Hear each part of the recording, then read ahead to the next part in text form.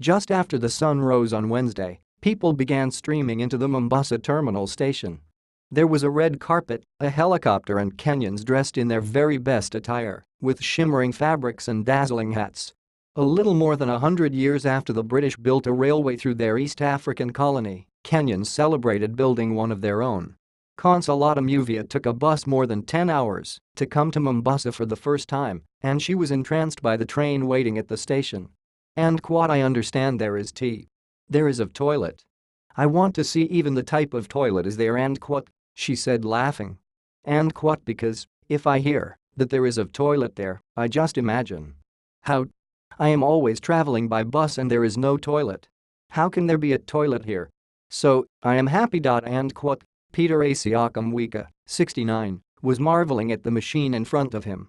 It and a diesel locomotive because Kenya didn and have the infrastructure to pull off an electric train.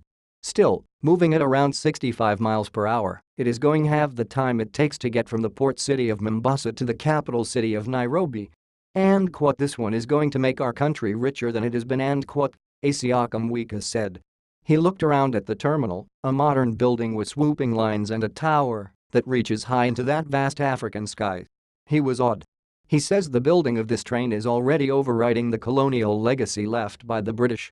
The rail line was financed with more than $3 billion borrowed from the Chinese government. A Chinese company built it, and a Chinese company will operate it for the first 5 years. For China, this project is part of a grand plan to revive the old Silk Road.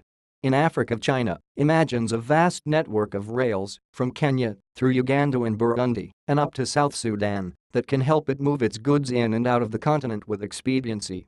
Speaking at the opening ceremony, Kenyan President Uhuru Kenyatta said it was of historic moment and because the rail line will transform the economy of this country. The government hopes cargo from the port of Mombasa will be able to flow inland faster, more efficiently and cheaper than it does moving along a 2-lane highway.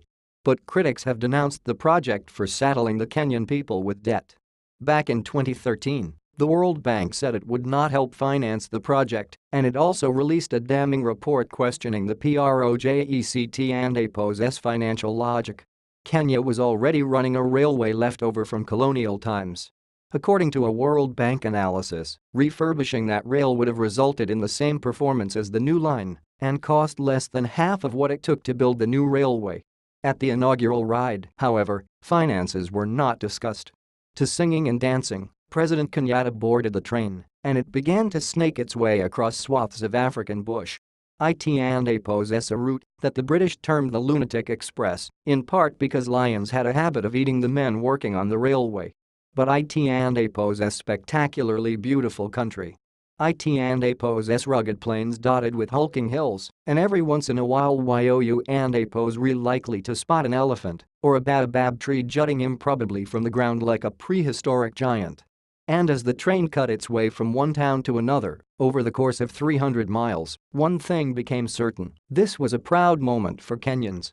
As the train lurched forward, little kids ran toward it waving and smiling, and women and men left their fieldwork and sought higher ground to get a look at this new, marvelous machine.